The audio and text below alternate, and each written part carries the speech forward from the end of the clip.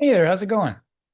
You ever visit a church and kind of walk out, kind of scratching your head for some particular reason or other? Well, I had that happen one time. I mean, I've had it happen plenty of times, but this one time in particular, I had it happen. And then just a little bit ago, I was going through some old notes on my phone, and I found some scribble notes about that one particular sermon, a memorable but kind of odd sermon. And I suppose the reason I remember it, I guess you remember things better when you write something about it. But I probably would still remember that sermon because it was really a bit odd. It caused some meaningful thought and reflection in a good way. And I suppose that's also why my scribble notes ended up making their way down through my phone to the present because I never deleted them. And then I dug them out and then I thought it would be interesting enough to make a video out of. This is one of those sermons that it just kind of strikes you as a bit off. And so you kind of end up spending a bunch of time trying to figure out, well, what is wrong with it? Trying to put your finger on it. Because here's the thing. The main point of that particular sermon, and it was a very easy listening sermon. Like my guess is that 99% of the people in that congregation could have told you afterwards what the sermon was about and could have told you 5 days later without you having to give them hints. But anyway, so the main point of that sermon was something to the effect of choose to live in the present, choose to be present. I mean, what's wrong with that? Aren't we supposed to be present? Isn't he just emphasizing something that we all already know and maybe struggle to do, maybe not? But so we've all got a present, we've all got a past, we've all got a future, and that's the way it's always going to be. And here's the idea. The idea is sometimes we find ourselves getting stuck and finding ourselves living in the past, let's say because of regret or in sad memories for things long lost, or living in the past in guilt and shame for things you can't undo. Or we get stuck and find ourselves living in the future. Let's say by strenuously working toward things we're trying to achieve, or by wasting away dreaming for long off dreams, etc., things like that. You get the point.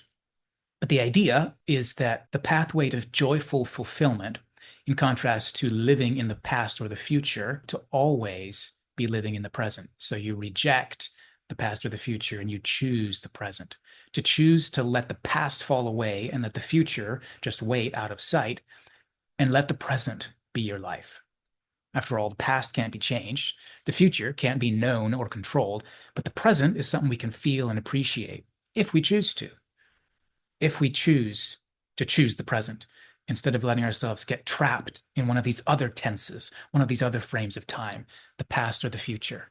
And you can see why this kind of system, this kind of way of formulating and talking about life, you can see why this kind of thing has been really revolutionary to a lot of people, such as this particular preacher, who, if I remember right, one of the things he said as he introduced his sermon was that this was one of the most important things he had ever learned in his whole life. This was something that literally changed his life. The simple fact is that there is something richly experiential about this bit of advice he provided. And probably a great many of the people in his congregation probably put it into practice and found it revolutionary as well, just as he did.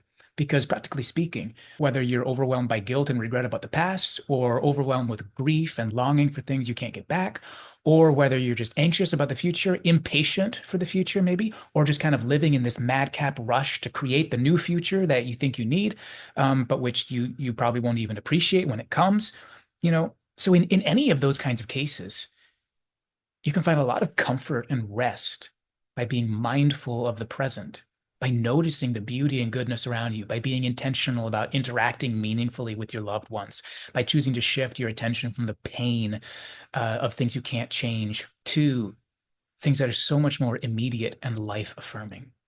In a word, choosing to be present.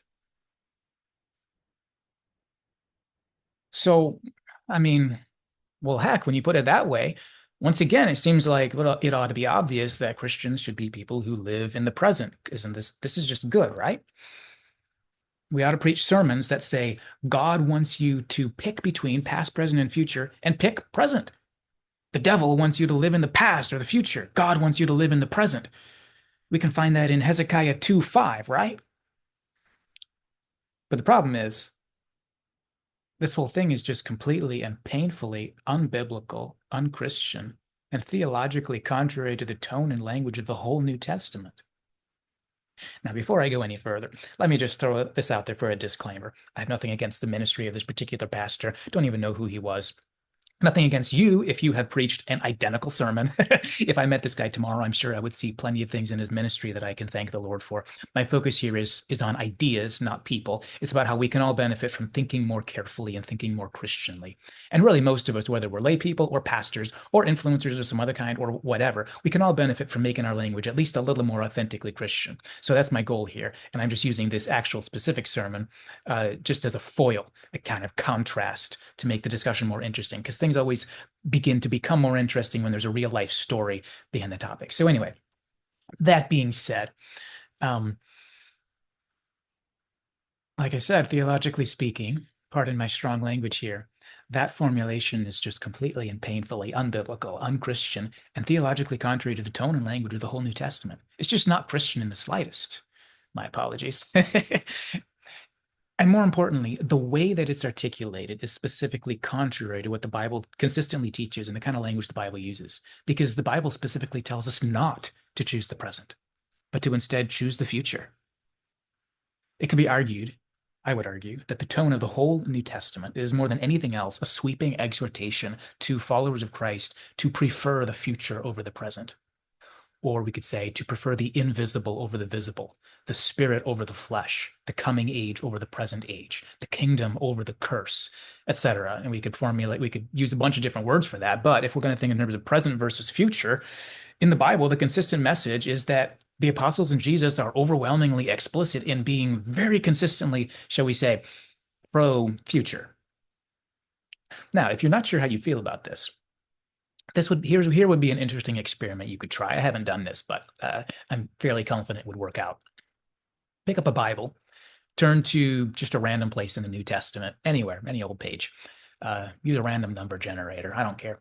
And then just read for a couple pages and pay attention and notice every time we are encouraged to turn our eyes to the past or turn our eyes to the present or turn our eyes to the future. Or maybe notice every time we are encouraged to turn our thoughts to either the visible, tangible, physical, or the invisible. To speak in terms of New Testament themes, the New Testament portrays a faith and a mental lifestyle that is oriented predominantly toward the hope, a very loaded theological term, the hope of the gospel. Other keywords and concepts that come to mind are the kingdom, which is also a very loaded term, seeing and knowing Christ, the judgment, which is not an exclusively negative term at all, judgment, resurrection, and glorification. The list goes on. We live for these kinds of things, and that's what makes us Christian. To suggest that our primary spiritual need is to just loosen up and be people of the present is to just ignore the predominant tenor of the entire New Testament. And to suggest that we equally need to loosen up on the past and be people of the present is also theologically problematic, because in addition to keeping our eyes on the great hope of the Christian faith as the motivation that empowers us to keep living, we also need to occasionally cast our eyes backward to the cross as the great expression of God's sacrificial love and his commitment to relationally pursuing us who are guilty. And not to mention the fact that one of the most important spiritual disciplines for all Christians in our era is to habitually take time to cast our eyes on our God through the ancient words of sacred scripture, i.e., the distant past preserved for our review, the Bible. We fix our eyes on the distant past and through it onto the very essence of God himself, and therefore bring peace and hope and life to our so tired and dying present. So maybe some might suggest perhaps people who present sermons like the one that I heard and that I am complaining viciously to you about in such nasty and critical terms. But maybe someone might argue people who present sermons like that, maybe this guy, maybe their mistake is that they're choosing psychological truths instead of theological truths. Maybe it's a psychological truth that we should live in the present. Maybe it's a psychological truth and the biblical authors were just not aware of that truth. So 3 ways come to my mind in terms of how to respond to this. And I think each of these 3 responses is pretty much valid, and you can be the judge of that when you hear what I've got to say. So first, let me provide my even if clause, and then I'll provide a separate alternative even if clause, and then I'll give my cranky rebuttal to that idea. So my first even if clause goes like this. even if it's true that this is a psychological truth that the biblical authors just missed out on, I think public addresses at evangelical churches generally are not meant to present generic self-help content that is completely independent from the teachings of the apostles and prophets, i.e., from Scripture. Seems like no matter what denomination your church is, it would be a little questionable for a Sunday sermon to be 10 steps to remodel your patio with $200 or less, for example. You could say, to the extent that church leadership is trying to do that kind of thing, present how to remodel your patio, that would be the extent to which that church is kind of ceasing to be uniquely Christian.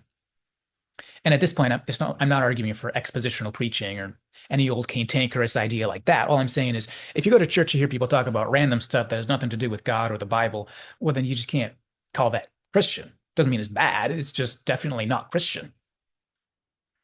So that was my first even if. Now, my second even if clause, before I get to my cranky rebuttal, my second even if clause goes like this. Even if it's true that there is a psychological truth about the present being superior, the present being the best, and Jesus and the apostles were just unaware of this truth, then even if that's the case, it should be acknowledged that it is equally true that there is another psychological truth that is just as helpful or more so, which Jesus and the apostles were aware of and which they consistently expressed in the teaching of the New Testament. I'll get to this later, but all of these psychological perks to living in the present and thinking in terms of that present being superior, all those perks are very much available to the Christian and in many cases are implicitly loaded into parts of the scriptural text. And all of this is done without any kind of past, present, future kind of thing pointing us to referring to the present as superior on an inherent kind of way. Okay, so those are my two even if clauses. Even if it's a truth that's above the heads of the apostles, it's still out of place in a Christian church sermon. And even if it's a truth that's above the heads of the apostles have, at the very least, an equivalent truth that's at least just as much psychologically beneficial. Okay, so now for my cranky rebuttal. I'm going to suggest that it's not a rich psychological truth that's above the heads of the apostles, because the message of the New Testament is more practically and psychologically beneficial than using language that suggests the present is superior to the future and the past.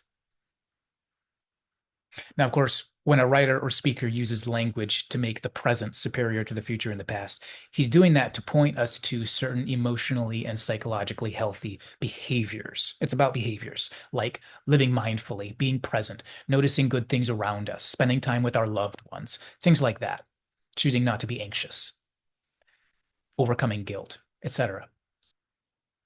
And in that sense, of course, just to state the obvious, we definitely need to be skilled at being present.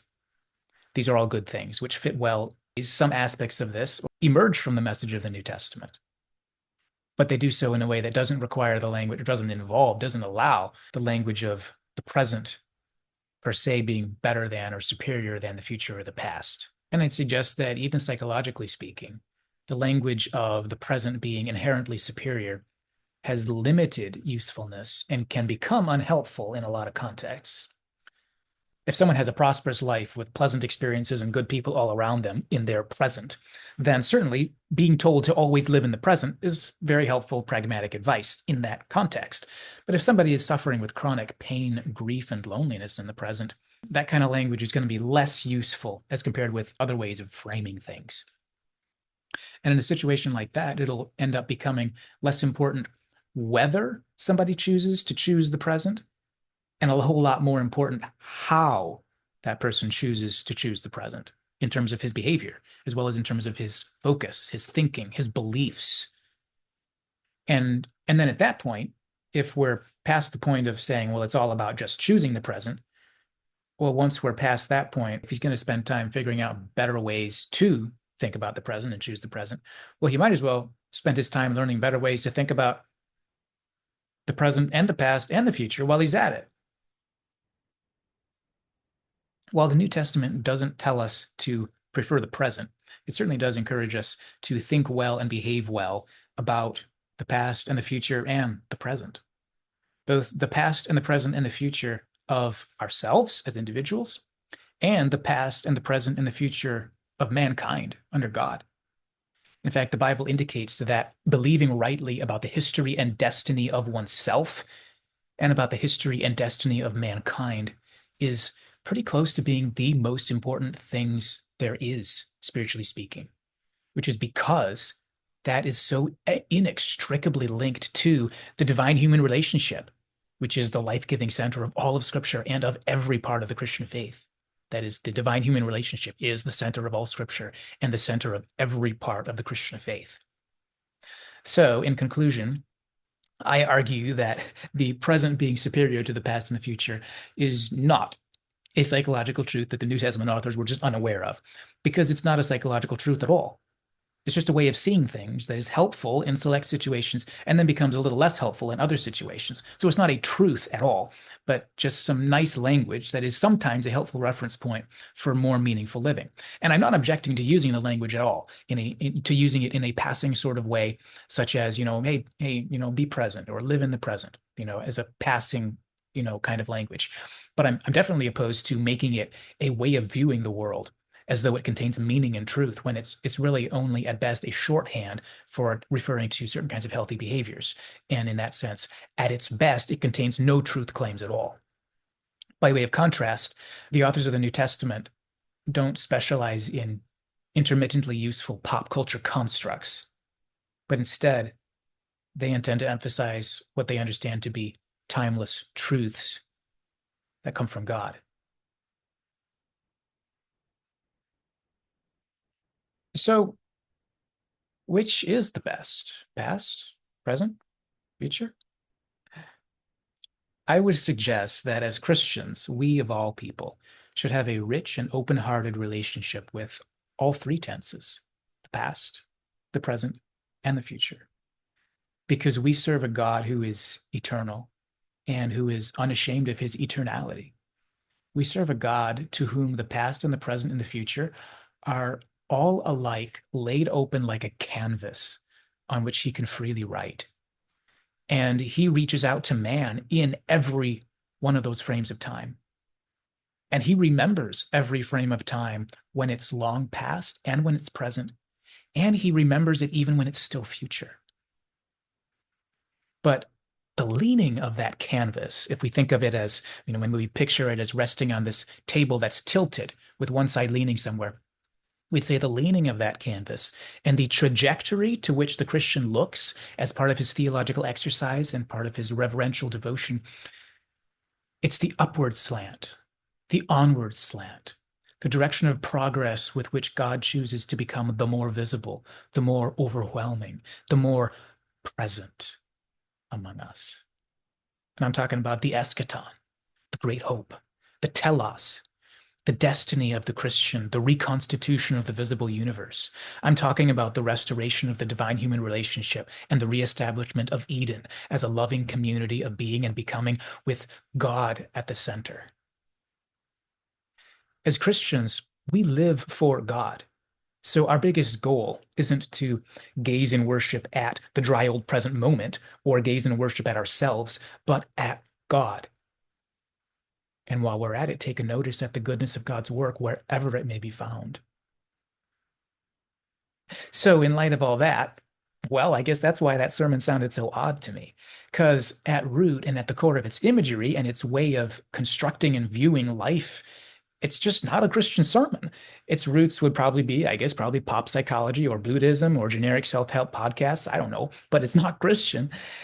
Any formulation that suggests we are anything less than driven by and kept spiritually alive by our focus on God's futuristic intentions for us, anything other than that is remarkably contrary to first century Christian teaching.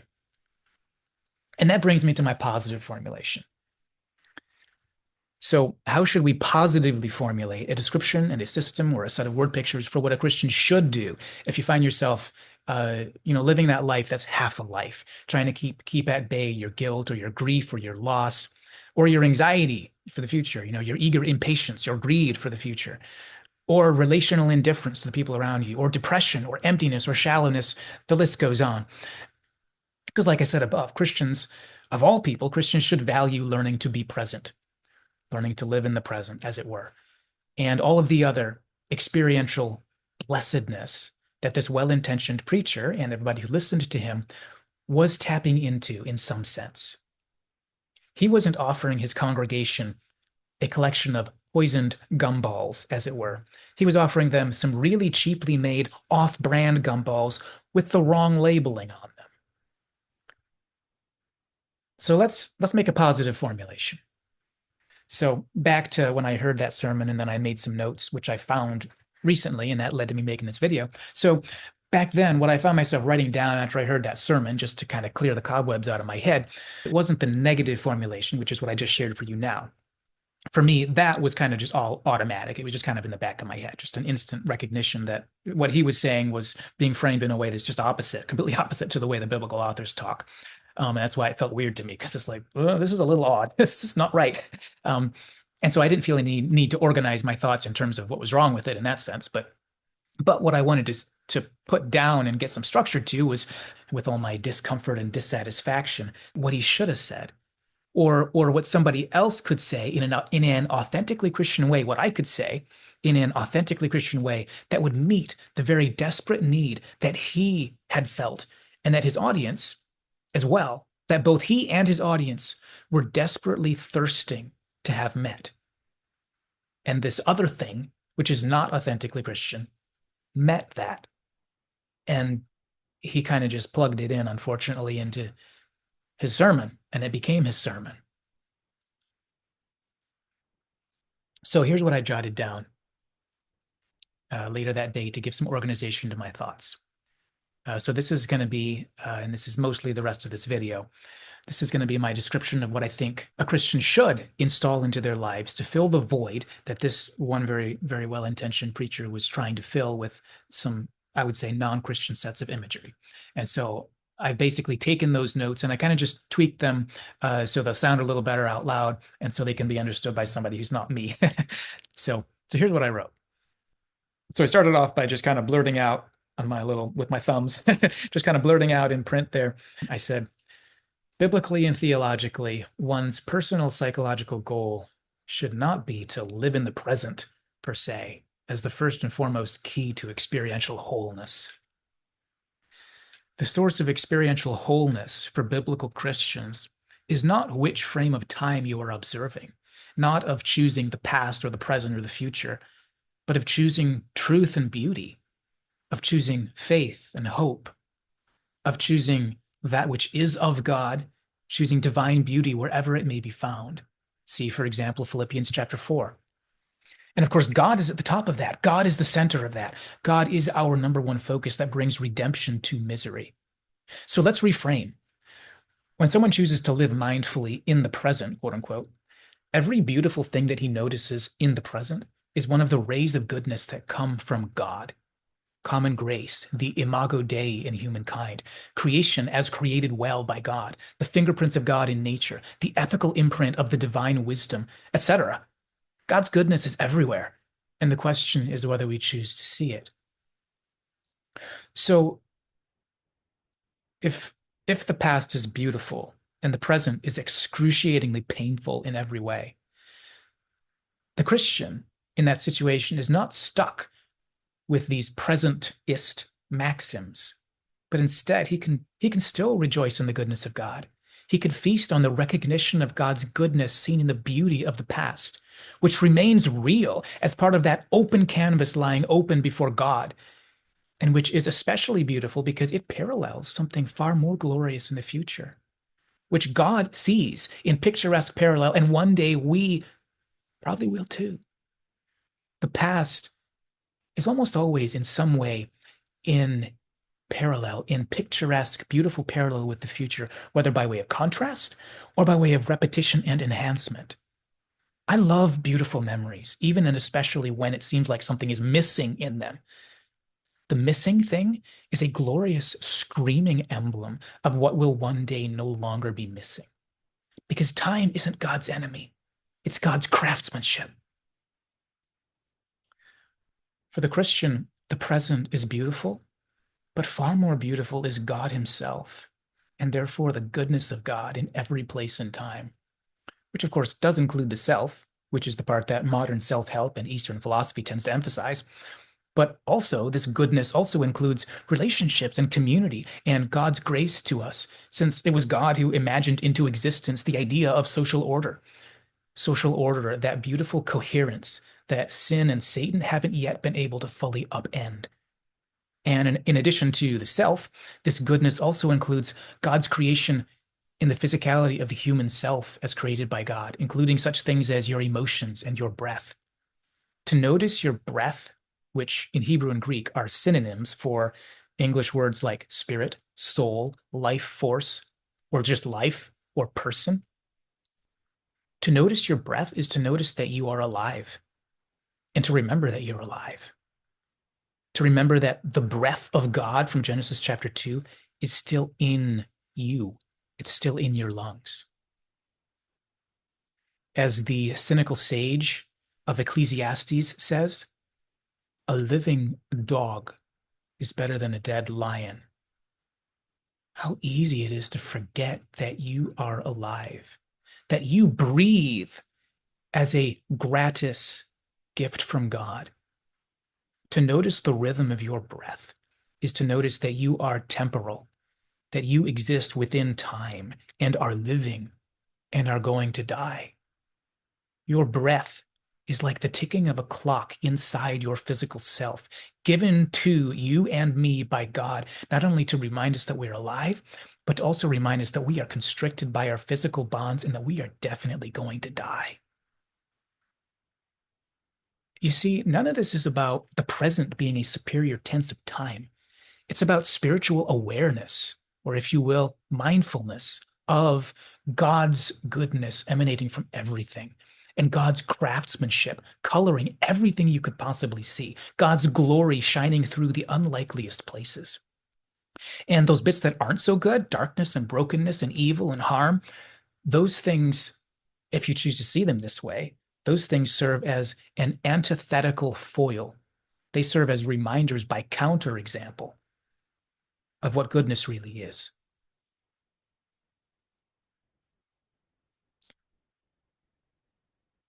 And then probably the other most significant aspect of Christian truth that overlays with the benefits of quote unquote living in the present is seen in the primacy not of the present tense per se, but the primacy of Christian love as the single most important guiding principle and source of action in Christian life.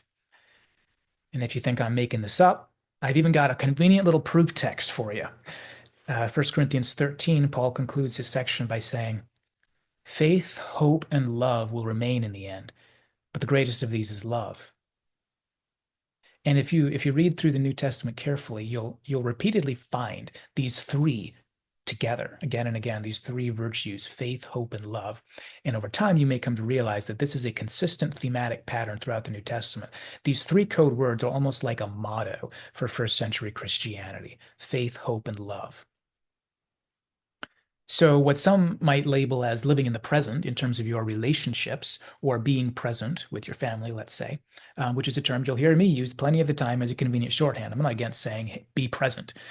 But what some might label as living in the present or being present in terms of your relationships, in New Testament terms, for followers of Jesus, the more accurate description theologically would be to refer to this as the spiritual virtue transformation in which Christian love guides our actions and the orientation of our hearts and guides the focus of our attention. In other words, to a Christ-shaped mind, the people around you are always far more important than whatever strivings may be occupying your mind. Because that which is not human is not human. Philippians chapter 2, count others as more significant than yourself. So focus on them. Be present with them, not for the sake of the present, as though the present was more special than its competition, but for the sake of this person, this priceless person who is of priceless specialness, and for the transformative instantiation of Christian love, and for the imitation of Jesus Christ. For the Christian will choose to be quote unquote present with others, not because the present is more worthy, but because the human person is of greater value than any goal, concern, or aspiration. Because others are more important than yourself. Because love is the greatest of the core Christian virtues. And among any short list of things that are going to last forever, people has got to be one of the highest ranking ones to be found. So, why bother with pointing out this distinction between viewing the present as superior, as a tense of time, and making a system out of that versus more Christian ways of conceptualizing the kinds of behaviors that result from that? Can't we just say, yeah, it's Christian to live in the present rather than the past or the future? I don't think so. I think that it's true that some cliches are true enough to preach sermons on, and some aren't. Sometimes truth is just worth our time. Sometimes depth is actually depth because it yields benefit, because down in the depths there's value. And in this particular case, I think the cliche, living in the present or being present or choosing the present, those cliches are not enough for the spiritually rich Christian mind. Because the fact is, the present is real, and the past is real, and the future is real. And shutting our eyes to any one of them is spiritual dehydration and deprivation. It's blindness and a symptom of lostness. No, I'm not accusing anybody of being lost. I'm saying it's a part of lostness. Biblical thought encourages us to get out of the bondage of the present by, for example, reminding us how short lived we are. See Psalm 39. By reminding us that temporal things will fade and that living for the now will not pay in the end.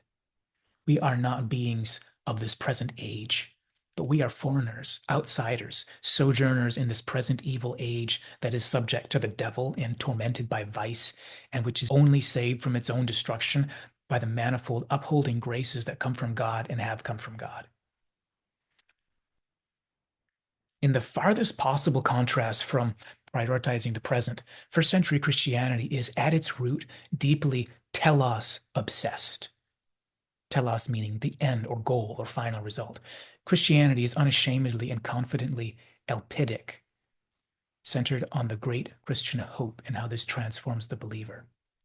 Theologically informed biblical Christianity dwarfs all other belief systems by the deep meaningfulness it imbues into the most mundane parts of life.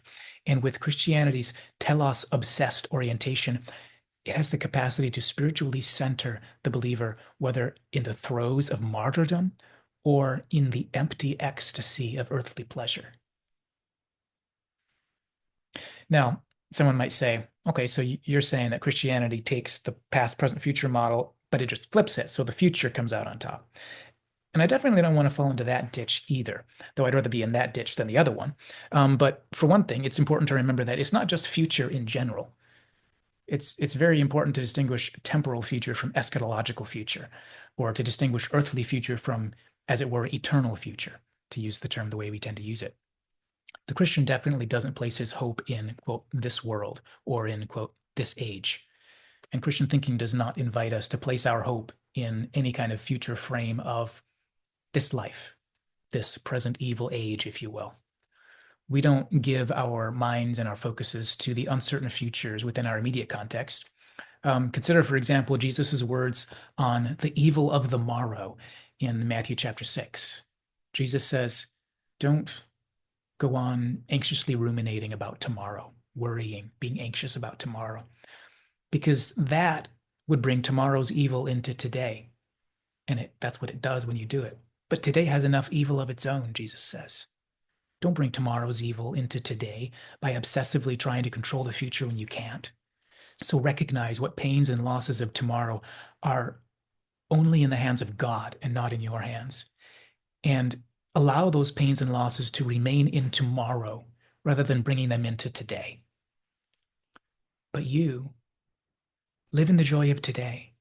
Live in the gracious hand of God, just like the birds and the flowers and the grass who are alive today and then will die tomorrow, all within the gracious hand of God, and all while shining gloriously and beautifully like all the good things that God holds in his loving hand.